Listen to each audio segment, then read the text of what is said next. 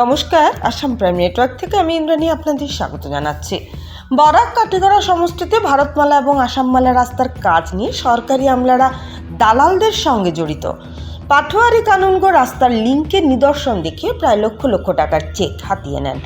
পরবর্তীতে ভারতমালা ও আসামমালা যে সময় থেকে রাস্তা হবে খবর চাউর হতে না হতেই দালালের দৌড়ঝাঁপ আরম্ভ হয় এবং দালালের ভিড় শিলচর উন্নয়ন ভবন থেকে শুরু করে চক্র আধিকারীর অফিস প্রাঙ্গণে দৌড়ঝাঁপ পরিলক্ষিত হয়।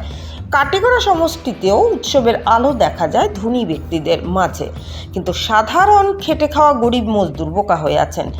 বাজার ঘাটে দালালদের মুখে কোটি কোটি টাকা গল্প ছাড়া আর কিছুই নেই। কোটিপতি হওয়ার স্বপ্ন দেখানো হয়, গরিবদেরকে তরতাজা ক্ষেতের ধান কেটে ঘর দরজা বানানো চলছে।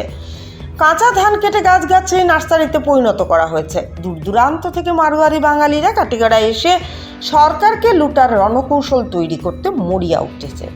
এমনকি তারা দিন প্রতিদিন হাজিরার কাজ পর্যন্ত বাইরের লোকদেরকে দিয়ে করছেন। মনে হচ্ছে স্থানীয় জনগণ তাদের রণকৌশল বুঝে যাবে, তার জন্য বিভিন্ন নিউজ চ্যানেলে লাগাতার বিভ্রান্তমূলক সংবাদ প্রকাশ করা হচ্ছে, কিন্তু আইনি কোনো ব্যবস্থা গ্রহণ করা হচ্ছে না।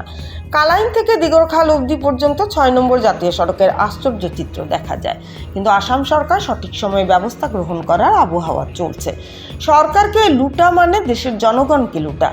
ভারতমালা ও আসামমালা যে স্বপ্ন রয়েছে সরকারের, তার আগে সরকারি লক্ষ কোটি টাকা অপচয় হচ্ছে। তার একমাত্র কারণ সরকারি কিছু তদন্তকারী অফিসার সহ দালালদের মধ্যে সমঝোতা হয়ে আছে। কে কিভাবে অংশ নেবে তা শুধু সময়ের অপেক্ষায়। দেশকে ধ্বংস করতে পাকিস্তান, আফগানিস্তান লাগবে না।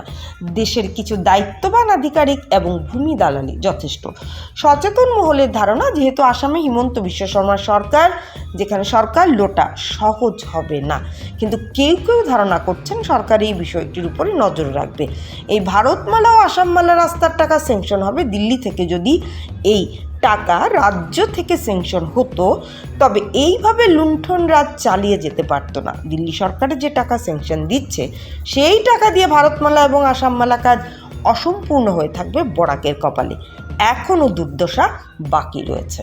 আসামমালা ও ভারতমালা কাজের সঙ্গে যারা দুর্নীতিগ্রস্তভাবে জড়িয়ে রয়েছেন তাদের প্রত্যেকের নাম সহ আমরা আমাদের আগামী প্রতিবেদনে তুলে ধরব।